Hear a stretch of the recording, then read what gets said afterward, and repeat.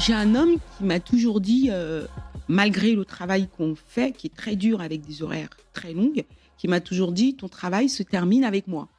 C'est-à-dire, j'ai beau bosser toute la journée, je rentre chez moi, il est 1 heure, il est 2 heures, il est 3 heures du matin, tant qu'on n'a pas fait l'amour, il dort pas.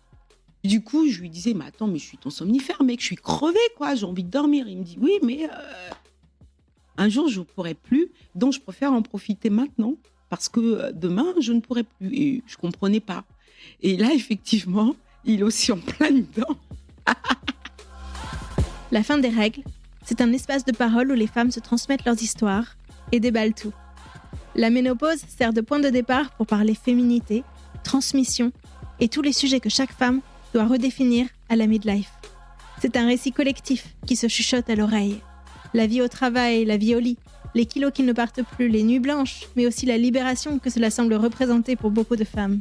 La fin des règles que l'on s'impose, des règles que l'on accepte, la fin des règles quoi. Allez, venez.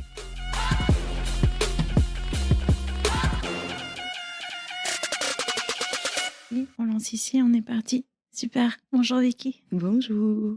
Merci d'être venue chez moi, Mais merci de m'avoir invitée. d'avoir traversé Paris parce que tu es restauratrice à Montreuil. Exactement, C'est ça? exactement. Et je suis venue en métro, ligne 9, c'est direct, rue de la Pompe. Donc, Parfait.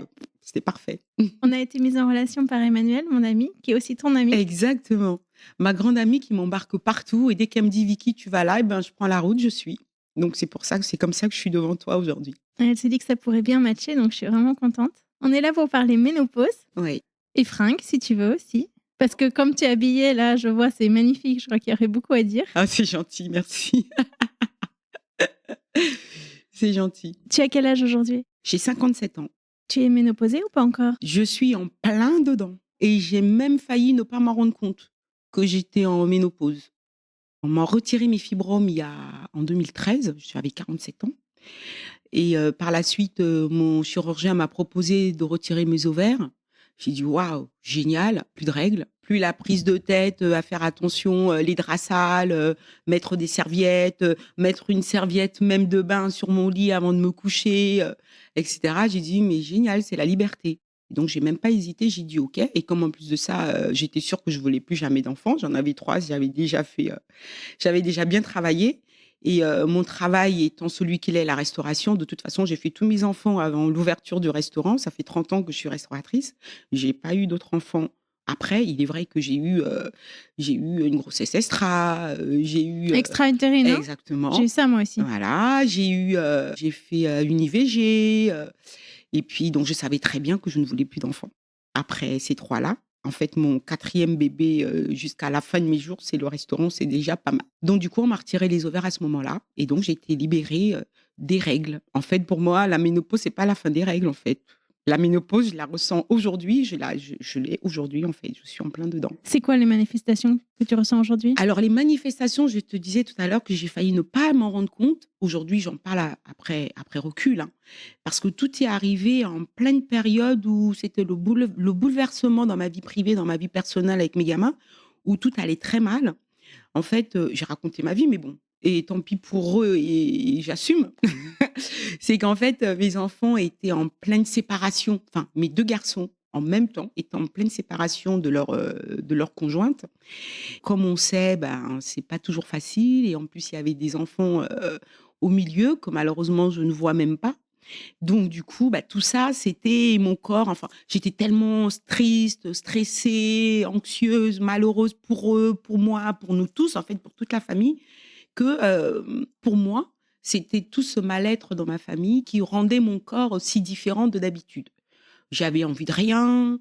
Tout ce que je voulais, c'était rester dans mon lit. Moi qui cours tout le temps, je suis marathonienne, je courais plus, j'avais même pas la force. J'habite au bout de la rue, c'est le bois de Vincennes. J'avais même plus la force d'aller courir. J'avais même plus la force de donner même de comment dirais-je? De l'amour aux autres parce que bon, bah, généralement, j'aime bien, du moins, échanger avec des personnes, passer des bons moments avec des personnes et cetera. Mais là, je n'avais même plus cette énergie-là.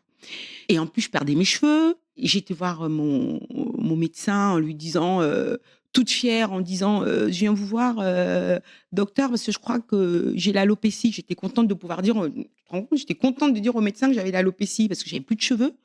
Et je me suis dit super, je peux donner un nom. Moi-même, je donne un nom à ma maladie, c'est l'alopécie. Je vais la voir, elle me dit mais non Vicky, t'as des cheveux. L'alopécie normalement il y a rien. Or toi t'as des cheveux. Mais effectivement avec tous les problèmes que tu as actuellement, ta famille, tes enfants, etc., c'est normal que tu perdes les cheveux. Tu réagis comme ça, t'es anxieuse, t'es stressée, etc. Donc, c'est pour ça que je dis qu'en fait, j'ai failli ne pas me rendre compte en fait, de ce qui m'arrivait aussi. La deuxième partie de mon état, c'était la ménopause, puisque maintenant, je vais mieux. En tout cas, j'ai pris un peu de recul par rapport aux soucis de mes enfants. Donc, je suis un peu plus centrée sur moi-même. Et j'ai quand même ces symptômes d'ancienneté, d'insomnie, de perte de cheveux.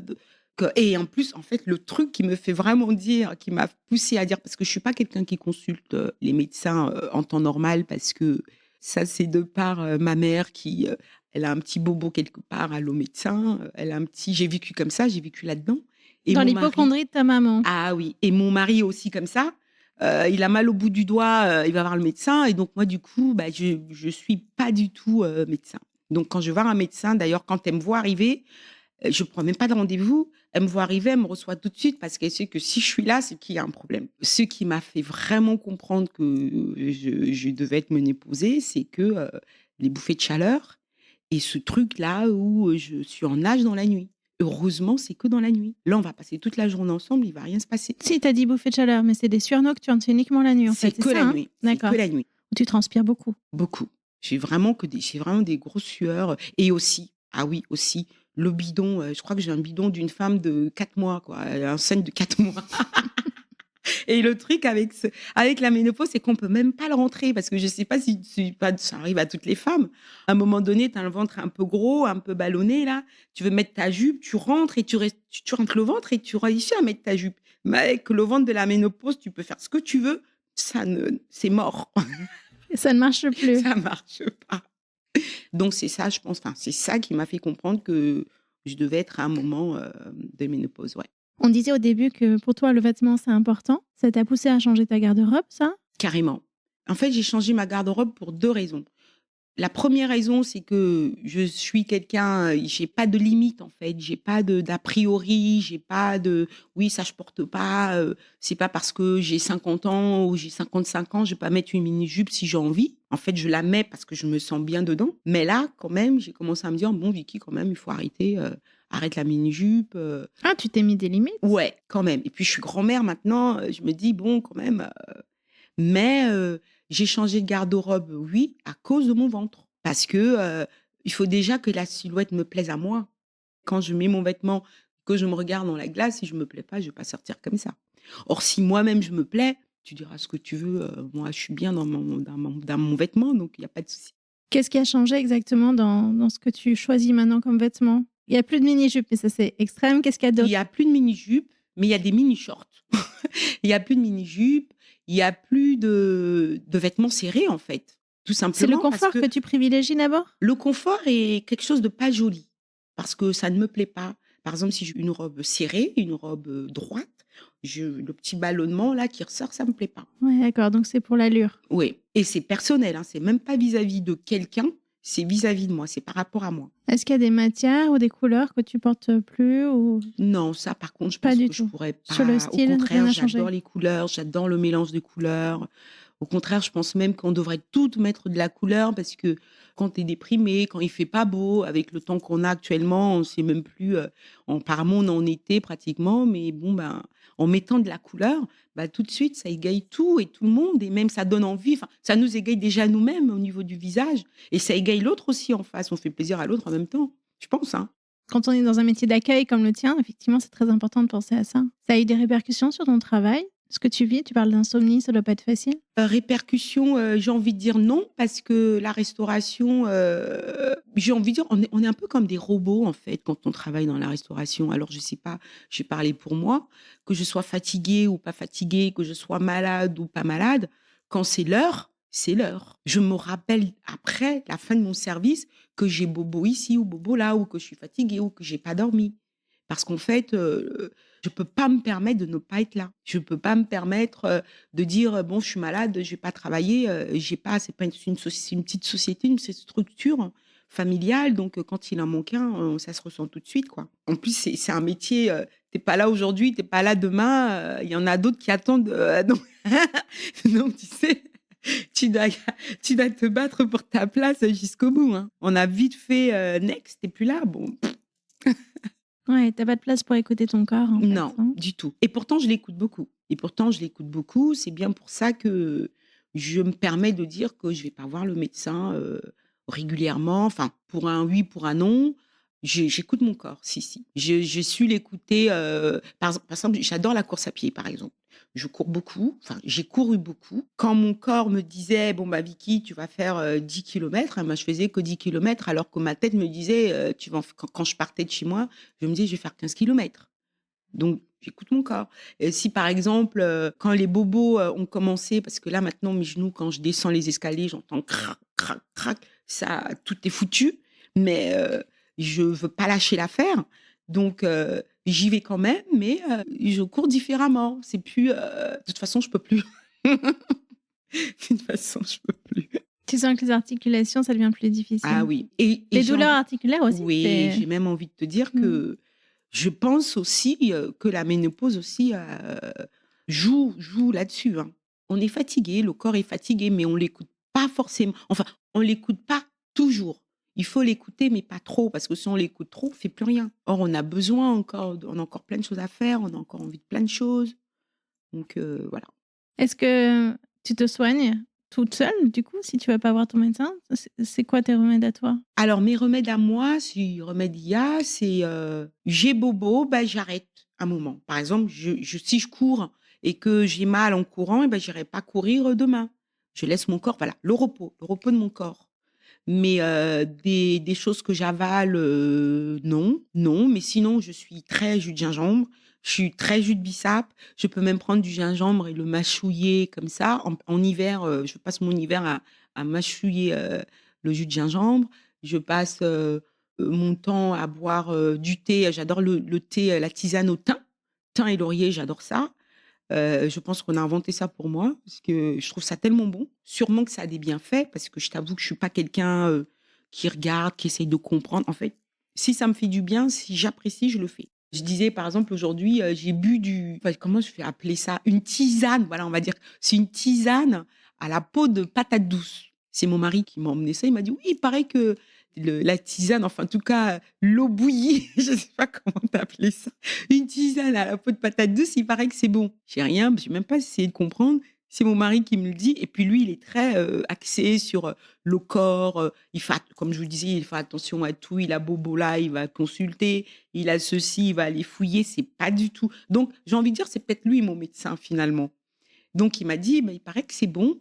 J'ai dit: «Bah, OK». Il l'a fait. Je sais même pas si lui il a bu, mais moi j'en ai bu et j'ai bu ça ce matin et tu vois, je suis là devant toi alors, Tu je encore suis pas vivant, ça encore va? je suis pas encore morte. En tout cas, le goût, est vraiment agréable. C'est bien pour ça que j'ai bu une gorgée et puis carrément, j'ai pris un verre. Je dois dire que j'ai pas du tout envie d'essayer. Je te promets que c'est bon. C'est même un peu sucré, tu sais? Comme la patate douce. Voilà, c'est ça. Et d'ailleurs, on fait un fondant à la patate douce, une tuerie au restaurant. OK, Parenthèse. faut que je vienne goûter ça. Comment ça se passe avec ton mari? Est-ce que tu sens que prendre de l'âge, après autant d'années de vie commune, la relation change? Comment c'est? Alors, j'ai envie de dire que peut-être que j'ai de la chance, sincèrement. Ou alors, je comprends pas trop ce qui se passe parce que plus je vieillis en fait, plus je vis au jour le jour. J'essaie de pas trop me prendre la tête et la chance que j'ai, quand je dis: «Je crois que j'ai de la chance», c'est que je suis sûre que lui aussi il est en tu vois? C'est plus le même homme. Je vois par exemple, mon mari, enfin: «Excuse-moi Alexandre, je vais parler de toi, je t'ai pas demandé, mais bon, j'ai un homme qui m'a toujours dit, malgré le travail qu'on fait, qui est très dur avec des horaires très longues, qui m'a toujours dit: «Ton travail se termine avec moi». C'est-à-dire j'ai beau bosser toute la journée, je rentre chez moi, il est 1 heure, il est 2 heures, il est 3 heures du matin, tant qu'on n'a pas fait l'amour, il dort pas. Et du coup, je lui disais: «Mais attends, mais je suis ton somnifère mec, je suis crevée quoi, j'ai envie de dormir». Il me dit: «Oui, mais». Et en plus, ce qui est drôle, c'est maintenant que tu vois, quand je te parle, ça me revient. Il me disait aussi, mais oui, mais tu te rends compte, un jour, je pourrais plus. Un jour, je pourrais plus. Donc, je préfère en profiter maintenant parce que demain, je ne pourrai plus. Et je comprenais pas. Et là, effectivement, il est aussi en plein dedans. Donc, du coup, c'est moins régulier, quoi. Puis moi, j'ai jamais été quelqu'un de vraiment axé dans la sexualité, enfin, entre guillemets, brutal. Moi, je suis plus câlin. C'est-à-dire, pour moi, faire l'amour avec mon mari, si on va se coucher, je suis blottie dans ses bras, je m'endors, j'ai passé mon meilleur moment, quoi. Vous voyez, c'est pas enfin, tu vois, c'est pas forcément le geste en tant que tel, quoi. Mais lui, il était pas d'accord avec ça. Non, non, non, lui, on fait pas l'amour s'il y a pas eu de pénétration, il a pas fait l'amour. Donc, tu as accepté ça pendant des années?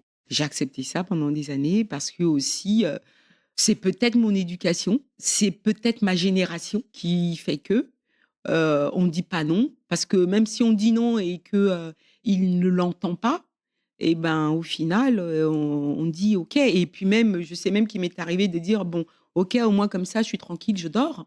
Mais malheureusement, je sais pas comment sont les autres femmes.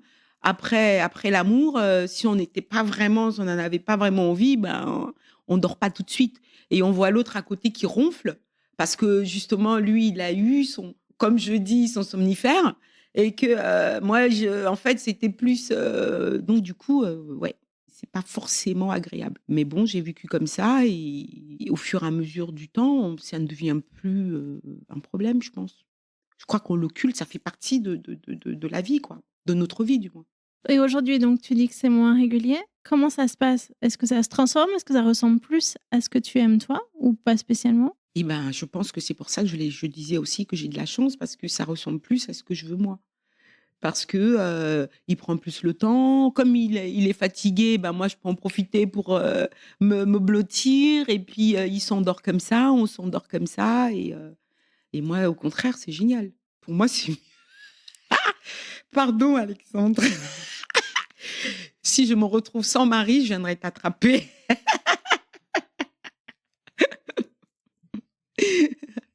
Et je trouve ça magnifique ce que tu dis parce qu'on l'entend pas ailleurs, hein. Si tu le dis pas, personne ne le saura. Donc vous trouvez un terrain d'entente, mais il a fallu du temps Oui, pour il que a vous fallu du arriviez temps. à vous accorder. Mais je sais même pas si on est conscient. Moi, j'en suis consciente de mon côté. Parce que ça, j'en suis consciente. Hein. Je t'en parle là, mais j'en suis consciente. Je le vis. Mais je sais pas si lui, il a conscience de cela. Parce qu'on n'en a pas parlé. Il m'a parlé, par exemple, enfin, le moment où il sentait que l'érection n'était pas là. Et je l'ai rassuré en disant, mais c'est pas grave. Au fond de moi, je me disais, génial. Je suis mauvaise. Oh là là, je vais me faire tuer. Au fond de moi, je me disais, génial, je vais avoir mes câlins et tout que j'aime. Alors que lui, et ça m'a rappelé, effectivement, comme je disais tout à l'heure, qu'une période de sa vie, il me disait que oui, mais tu te rends compte, là, tu veux pas, mais un jour, je ne pourrai plus être aussi actif. Et je ne le comprenais pas. Aujourd'hui, je le comprends et je l'accepte et ça me va très bien. Parce que justement, quand il y a l'acte, eh ben, c'est tellement plus beau, tellement plus doux, tellement plus, j'ai même envie de dire plus agréable, plus long même, j'ai envie de dire que, du coup, en tout cas, moi perso, ça me va. La ménopause, c'est génial. Toi, tu as Comment on dit gagné les en hommes fait. andropause? On parle d'andropause, Ah oui. ben, les mecs andropause, c'est génial. Alors, peut-être que je dis ça aussi parce que je suis toujours avec le même homme, hein. Peut-être parce que je suis en couple depuis longtemps, donc on a évolué ensemble, on a vieilli ensemble, mais peut-être que pour d'autres qui se découvrent, c'est peut-être pas. D'ailleurs, je comprends pas pourquoi les mecs là, les petits vieux là, ils vont prendre les petites jeunes parce que comment ils font. Enfin bref, c'est une parenthèse. Bref. Et il y a plusieurs manières. Si tu veux, je t'explique tout. Ouais, mais s'il faut Entre céder, c'est Entre pas la pareil. testostérone et le Viagra, il y a des solutions. Ouais. S'il faut céder, c'est moins naturel, quoi. C'est tellement, bah, justement, c'est tellement bon. C'est bon parce que c'est naturel. Ça, c'est Vicky qui parle, hein, ça n'engage que moi. Mais c'est ça que je vais entendre. Est-ce que tu penses que lui aussi se dit j'étais bête de me dire mais un jour je pourrai plus alors il faut que j'y aille à fond aujourd'hui? Est-ce que tu penses qu'il se dit que en fait ce qu'il a aujourd'hui ça lui convient ou qu'il est dans la nostalgie de plus pouvoir? En vrai, je peux pas répondre à cela parce que comme je te disais tout à l'heure, on n'en a pas parlé. Je ne sais pas du tout. Je peux pas parler à sa place. Je sais pas. Mais j'espère que oui. Enfin, ça serait bien qu'il apprécie les moments présents. Ça serait cool. Ce serait bien. J'aimerais. Je vais lui demander tout à l'heure. Ça va faire naître une conversation. Si jamais, il m'accepte encore. Dans tous les inconforts de la ménopause, il y a aussi, la sécheresse vaginale puisqu'on est sur ce sujet-là. Est-ce que Mmh. c'est quelque chose que tu ressens? Est-ce que tu as trouvé des solutions pour ça ou? Je le ressens pas vraiment, mais peut-être parce que très tôt, j'ai utilisé des lubrifiants. Donc du coup, c'est installé dans notre fonctionnement. Donc du coup, j'ai envie de dire, non, pas plus que je l'utilise pas plus qu'avant ou moins qu'avant, non. Donc du coup, ça, je j'ai pas ce souci-là. Parce que d'ailleurs, je vais encore dire un truc, je vais me faire tuer. Mais en fait, c'est que d'après mon mari, j'avais besoin du lubrifiant parce que j'en avais pas envie. Parce que j'avais pas envie de faire l'amour. Parce qu'on n'utilise pas le lubrifiant quand j'ai envie de faire l'amour. Donc, du coup, peut-être que ça, c'était sa façon à lui d'expliquer le lubrifiant. Peut-être que c'est pas faux. Tu me fais dire des choses, là. Et toi, tu te sens, comment dans ta féminité aujourd'hui? C'est quoi pour toi ta féminité? Tu la définis comment aujourd'hui? J'ai envie de dire que, à part mon ventre, sincèrement, je me trouve pas mal du tout. À part mon ventre et ma perte des cheveux, parce que ça m'a affecté la perte de mes cheveux. Mais là, tu dis perdre des cheveux, mais tu as choisi d'avoir les cheveux rasés très courts aujourd'hui, ça a pas toujours été le cas, je sais pas? Non, ça Et n'a tu pas as pas toujours été le d'implant cas. et d'ajouts? Comme Alors ça fait, plus de quinzaine, vingtaine d'années que j'utilise pas les rajouts. Ça fait depuis très longtemps que je me coiffe de façon naturelle. La perte de mes cheveux, ça m'a touchée. J'ai même eu le crâne rasé. C'était un choix, j'avais envie de changer, comme les vêtements, c'est comme les cheveux, c'est comme j'adore changer de coiffure tout le temps, j'adore changer de vêtements tout le temps, j'adore changer de look tout le temps. Aujourd'hui, tu vas me voir, avec, un jogging et des baskets, machin. Demain, tu vas me voir avec un tailleur, sans citer de marque, tu vois? Après, tu vas me voir avec un boubou, j'adore ça. Enfin, c'est comme ça, en fait, que je m'amuse et que je m'épanouis. Et les cheveux font donc partie, de tout ça. Et le fait de perdre mes cheveux, c'est qu'en fait, j'ai envie de dire, comment j'ai caricaturé? C'est même pas une caricature, c'était comme ça. J'étais chauve. C'est comme si j'étais chauve. J'avais des cheveux sur le côté et je perdais mes cheveux au milieu. Tu vois? Donc c'était, comment on dit, comme un homme, c'est pas beau en fait, voilà, hein? exactement. Et donc, je passais mon temps à mettre des foulards. Des foulards de toutes sortes, de toutes les couleurs, des chapeaux de toutes sortes, de toutes les couleurs. Et ça passait bien parce que bon, personne ne connaissait mon problème, enfin, sauf mes proches. Bah, j'ai coupé mes cheveux, tu le savais même pas, toi. Mais sauf, j'ai coupé mes cheveux là, il y a, bah, je me demande si c'est samedi. Enfin, j'ai d'abord coupé, en fait. J'ai une petite, longueur là que j'ai gardée parce que en fait, j'avais des dreads, j'avais commencé à faire des dreads et les dreads poussaient, mais ici, ça tombait. Donc j'ai un jour de panique, de dépression, de déprime, de tout ce que tu veux, de j'en ai marre de la vie, de j'en ai marre de ma tête. J'ai pris les ciseaux et j'ai coupé donc les dreads, sans coupe. C'est moi-même qui ai coupé mes dreads et j'ai gardé cette dread en souvenir de mes anciennes dreads en me disant: «Ah bah tiens, au moins un jour, tu as eu des cheveux». Donc c'était pas égalisé, c'était rien du tout. Je pouvais pas me coiffer, je pouvais pas, enfin, j'étais pas coiffée avec ça. Donc je mettais donc des foulards, je te parle de ça il y a encore, je crois que c'est samedi que j'ai décidé d'aller chez le coiffeur et qu'elle fasse une coiffure un peu uniforme, mais sans m'enlever, Celle qui reste. voilà, c'est ça. Donc c'est mon petit souvenir, «Tu as vu, j'ai eu des cheveux?» Voilà.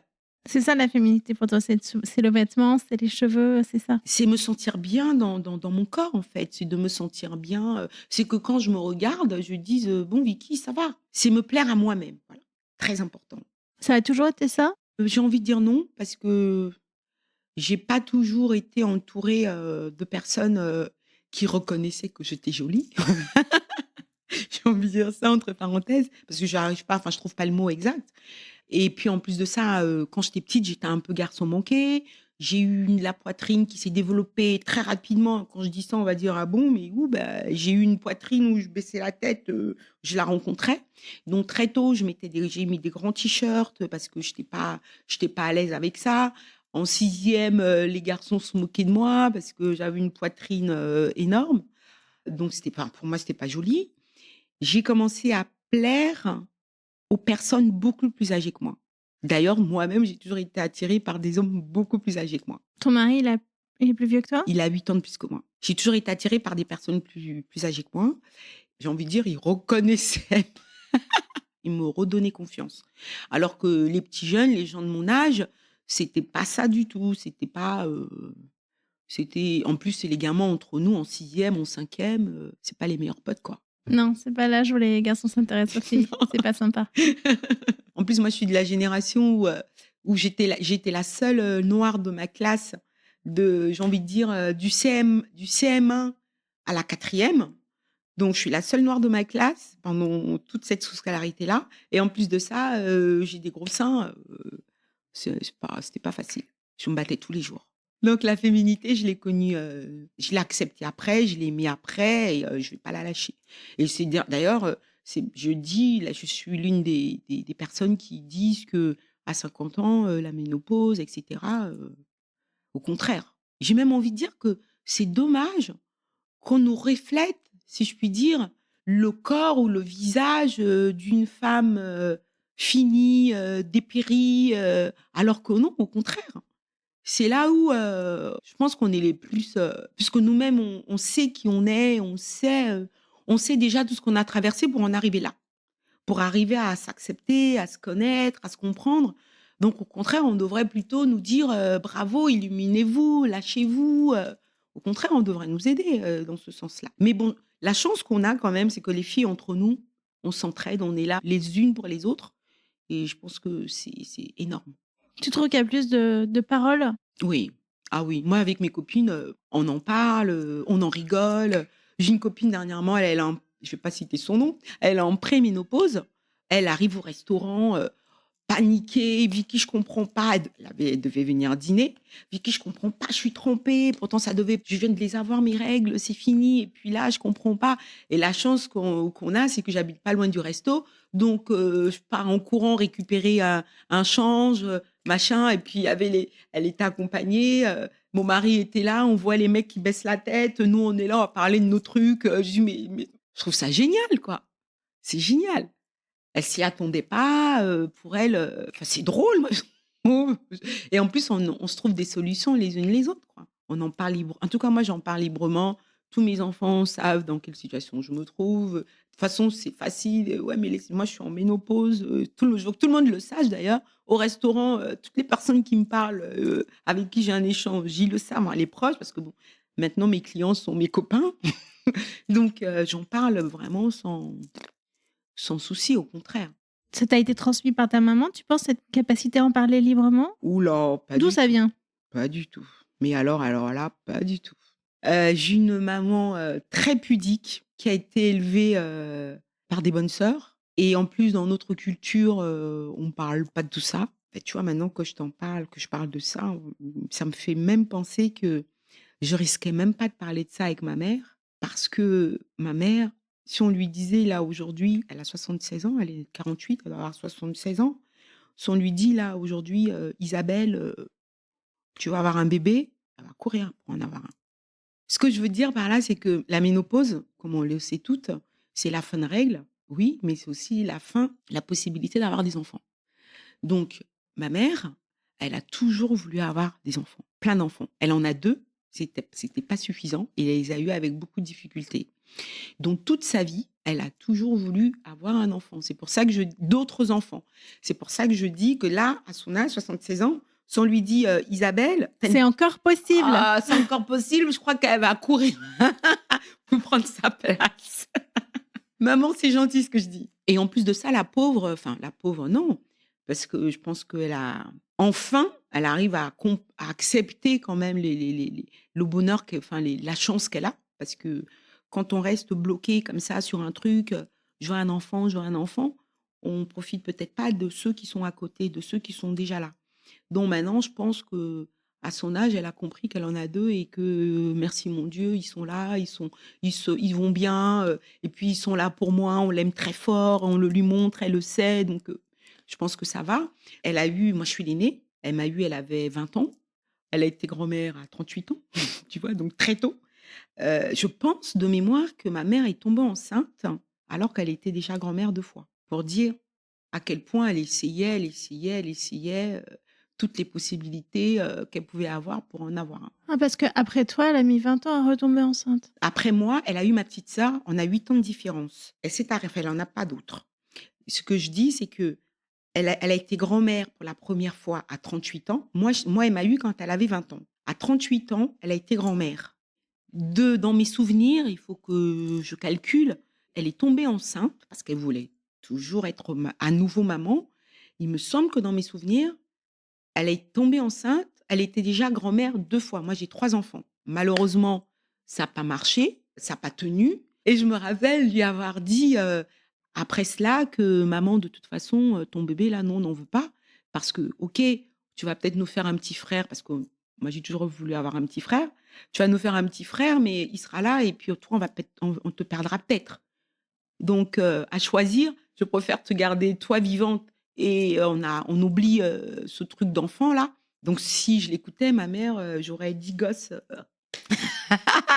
j'aurais toute une smala comme on dit, avec moi. Voilà, Mais pour c'est parce que tu as essayer choisi de de compenser ce c'est qu'elle a pas ça, réussi c'est à ça, faire. c'est ça, Ouais, il y en a exactement. déjà 3. Il y en a Mmh. déjà 3 et j'ai plein d'enfants autour de moi, hein. Les copains de mes enfants sont mes enfants, ils m'appellent tous mama, enfin c'est vraiment, de ce côté-là, moi je suis, j'ai ma dose. Tu disais tout à l'heure à quel point tu te sens aujourd'hui, toi-même, libre et comment c'est pas reconnu par la société et ça te choque et Oui. ça choque tout le monde ça. Concrètement, ça s'exprime comment ce que tu ressens à l'intérieur? Comment ça s'exprime? Je pense que étant une femme, on est fille, on devient femme avec les règles, on devient maman parce qu'on a des enfants, on est reconnu, tout le monde est content, tout le monde, j'ai jamais eu autant de visites chez moi, dans mon entourage, pendant que je faisais les enfants. Tout le monde dit: «Oui, super», je me rappelle même que quand je me suis mariée, la première chose qu'on attendait de moi, c'était un enfant et s'il est pas venu tout de suite et on disait déjà: «Oui, celle-là, elle peut pas avoir d'enfant, c'est mort». J'entendais, hein, on me l'a pas dit en face, mais il y a toujours des mauvaises langues qui disent: «Oui, c'est bizarre, elle est mariée, elle a pas d'enfant» et cetera. Comme quoi, tout ça vient quand ça vient. Bon, Dieu merci, j'ai eu mes enfants, donc de toute façon, j'estime aujourd'hui, c'est facile à dire, j'estime que j'ai des comptes à rendre à personne. Aujourd'hui, je le dis et justement, ça fait partie des choses que je revendique, de pouvoir, dire ce qu'on pense, ce qu'on ressent et parce que quand on est jeune, on peut pas le faire parce qu'on est brimé, parce qu'on a peur, du «qu'en dira-t-on», parce qu'on a peur des anciens, parce qu'on a aussi peut-être peur du mari, qu'est-ce qu'il dira et cetera, de l'entourage et en vieillissant, en mûrissant, on s'assume. Comme je disais tout à l'heure, on a traversé tellement de choses, on est passé par tellement de choses qu'aujourd'hui, je pense qu'on a le droit de dire ce qu'on pense et je pense qu'on doit nous écouter, qu'on devrait nous écouter parce qu'on sait de quoi on parle. On sait de quoi on parle parce que, nous-mêmes, nous savons de quoi nous parlons, nous savons le chemin, je me répète, nous savons le chemin que nous avons traversé. Comme je te disais, je suis dans la restauration depuis 30 ans, je travaille avec mon mari. Quelqu'un va venir au restaurant, il a rendez-vous avec, le patron ou il veut venir démarcher, de quelque chose. C'est moi qui suis à l'accueil, c'est moi qui reçois la personne, il va me dire, «Il est où le patron?» Mais c'est moi la patronne, c'est moi la gérante. Aujourd'hui encore et malheureusement, même entre nous les femmes, ça arrive. Elles arrivent, elles vont demander le patron: «Mais attends chérie, je suis avec toi». On est pareil. Je sais pas comment je peux exprimer cela, parce que je l'ai là, mais c'est compliqué. On a encore beaucoup de boulot. On a beaucoup de boulot, ça avance, mais je sais pas si ça avance aussi de la bonne manière parce que je vis encore, autre chose, je vais encore parler d'autre chose. Je vis autre chose parce que je n'ai que des garçons. Donc mes garçons sont appelés à avoir des femmes. Je m'étais toujours dit, je m'étais promise que, quand j'aurai des belles filles, je serai la meilleure des belles mamans et d'ailleurs, je disais à tout le monde: «Si vous entendez que je m'entends pas avec ma belle-fille, vous me connaissez, sachez que ça vient d'elle». Vraiment, parce que bon, d'une part, je sais comment nous sommes et en plus, j'ai pas eu la chance d'être appréciée par ma belle-mère. Donc je m'étais promise que là, moi, parce que je comprends pas le fait que on aime tous les 2 la même personne qui est mon mari et qui est ton fils, mais pourquoi on s'aime pas? On devrait s'allier pour lui donner encore plus d'amour à cet homme-là. Mais alors pourquoi on est là, nous enfin, pourquoi on se divise? Pourquoi enfin, ça j'ai jamais compris. Donc ne comprenons pas cela et ayant que des garçons, je m'étais dit que, ben, moi mes belles-filles, ça serait déjà mes filles parce que déjà, c'est comme ça que je fonctionne dans ma tête puisque je disais tout à l'heure que les copains de mes enfants sont mes enfants et les copines de mes enfants sont mes filles. Maintenant qu'ils ont des femmes, pour moi dans ma tête, c'était vraiment mes filles. Mais je trouve alors je sais pas comment on élève nos filles, mais je trouve que, en tout cas celles que je connais moi aujourd'hui, les ex, pardon les filles, mais même pas pardon, j'assume ce que je dis, les ex de mes enfants, j'ai l'impression qu'on les a élevées dans la méchanceté. Parce que être féministe pour moi, c'est pas détester l'homme, c'est pas détester le masculin, c'est se faire reconnaître que on est égaux, se faire reconnaître que on est ensemble, on fait les choses ensemble de façon égale, et cetera, et cetera. Et aussi être indépendante vis-à-vis parce que nos parents n'étaient pas indépendants de leur, de leur mari. Moi, je pense que quand on élève nos enfants, c'est pour qu'elles soient indépendantes déjà, qu'elles soient fières d'elles et qu'elles soient fortes pour elles, mais pas fortes pour brimer l'homme. Moi, j'ai élevé mes enfants, justement avec, le fait de dire, bon, bah, n'oublie pas que si un jour tu fais du mal à une femme, c'est comme si tu fais du mal à ta mère. C'est comme si tu fais du mal à ta petite sœur. Donc quand je vois les filles aujourd'hui qui sont là à cran, super énervées, super dégoûtées, franchement, je me dis d'ailleurs, il y a une amie qui me disait: «Mais attends, mais Vicky, moi je pense que les mamans élèvent leurs filles pour les venger». C'est fort quand même. C'est une de tes amies qui te disait Ouais, ça? qui me dit: «Mais à croire que les mamans, enfin les femmes élèvent leurs filles pour les venger». On n'est pas c'est pas la vengeance, c'est la vie quoi, c'est la vie. C'était une parenthèse. Je l'avais là, je l'ai sorti. Donc c'est difficile la relation avec tes belles-filles Mais maintenant? maintenant, ouais, et malheureusement, je ne sais pas pourquoi. Ça ne devrait pas. Parce que je peux comprendre que, dans un couple, c'est comme si, je sais pas, je suis amie avec toi, il y a des problèmes dans ton couple, mais j'y suis pour rien, quoi. Tu vois ce que je veux dire? C'est pas pour ça qu'on va plus se parler, c'est pas pour ça qu'on va se détester, c'est pas surtout que tu m'as rien fait, si demain ou après-demain mais par contre, quand je rentrais chez moi, si on me chasse, ça sera de ta faute, hein. C'est pas la même chose. Parce que tu m'as fait dire des choses. Mais sinon, mes blagues à part, quand un couple se sépare, selon moi, c'est pas une famille qui se sépare. Si on a eu des bons rapports, si on s'entendait bien, il y a pas de raison qu'on oublie tout, qu'on raye tout, qu'on jette tout. En plus qu'il y a un gamin, quoi. Surtout quand il y a des enfants, parce que comment on va faire? Je serai toujours la grand-mère de mes petits-enfants. Donc, c'est dommage, c'est une perte de temps. Moi, je pense qu'il faut peut-être aussi, comme tu vois, aussi tout ça, en vieillissant, en avançant dans la vie, on sait qu'on n'a pas de temps à perdre. On sait qu'on n'a pas de temps à perdre pour s'aimer. Il faut s'aimer, il faut profiter des bons moments, il faut profiter de l'amour qu'on peut partager ensemble. Et c'est dommage parce que cet amour-là, ça peut être, enfin moi j'aurais aimé que ce soit aussi avec mes belles-filles, quoi. J'aurais aimé aussi. Ça avait bien commencé, hein, pourtant. En tout cas, j'avais tout fait pour.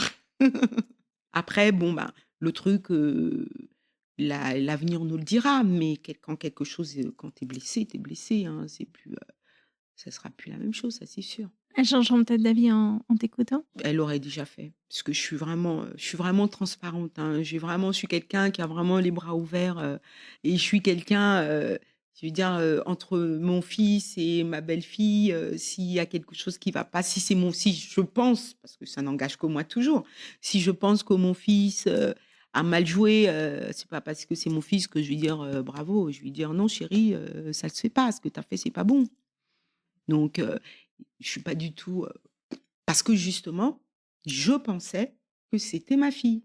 Parce que quand je la prends, c'est comme si c'est ma fille. Mais bon, next. Ici, c'est la fin des règles. Est-ce qu'il y a des règles que tu as reçues et que tu veux pas transmettre à tes fils et à tes petits-enfants? C'est quoi les règles auxquelles tu dis stop? Ou au contraire, les règles qui sont importantes que tu veux passer? Avec ce que je vis, j'aimerais même leur dire, soyez plus naïfs, quoi, parce que l'amour, c'est la naïveté. Donc, donc c'est dur ce que je dis, hein, mais malheureusement, on a besoin d'amour. Il faut continuer à y croire. On y croit et on en a besoin. Donc, c'est une étape, c'est un passage. Là, on a mal joué. C'était pas la bonne personne, c'est pas grave. Il y en a d'autres, il y en aura d'autres. Il faut toujours dire ce qu'on pense. Moi, je pense qu'il faut toujours dire ce qu'on pense, donner son état d'esprit. Moi, je leur dis, hein, il y a une chose que je leur ai toujours dite à mes enfants, c'est que je continuerai à vous dire même ce qui se dit pas, parce que moi, j'ai pas de sujet tabou avec mes gamins. Mes règles, ils connaissent. Je suis triste, ils le savent. Je suis heureuse, ils le savent. J'ai toujours alors ayant que des garçons à la maison, toutes mes portes étaient ouvertes, la salle de bain, les toilettes, je ferme pas les toilettes, je ferme pas la salle de bain. Combien de fois ils ont ouvert la porte, me voir à poil et voilà, moi j'ai pas de franchement, il faut être soi-même, quoi. Il faut être soi-même, dire ce qu'on pense, partager ses émotions parce que c'est important. La communication, c'est très important. Qu'on se fasse comprendre ou pas sur le moment, c'est pas grave, mais si la personne est justement proche de toi et à ton écoute, il comprendra à un moment donné. Donc il faut pas continuer ses rêves, croire en ses rêves et croire en l'amour. Ouais, il y a que ça de vrai, hein. Et en plus, là, on a les élections de ouf là qui arrivent. Je pense que c'est l'amour qu'il nous faut là pour avancer, hein. C'est l'amour qu'il nous faut à tous pour s'unir et avancer. Bah, pour l'amour alors. Ah, carrément. Merci énormément, Vicky. Merci à toi. Merci pour tout ce que tu as partagé. J'espère que je vais pas me faire virer. Que tu vas accepter de partager cet épisode autour de toi parce qu'il est magnifique. Évidemment, évidemment, évidemment. Et surtout que je vais pas me faire virer, j'insiste. Que je me suis mariée pour la vie. Merci beaucoup. Merci à toi. Merci à tous pour votre écoute. Si vous avez envie de prolonger l'expérience, vous pouvez vous abonner à ma newsletter. C'est mon espace caché pour penser au calme. Vous trouverez le lien dans le descriptif. Et puis aussi, j'adorerais que vous veniez me dire ce que vous avez pensé de l'épisode. On se parle sur Instagram ou sur LinkedIn, c'est comme vous préférez. J'ai hâte de vous entendre. À très vite.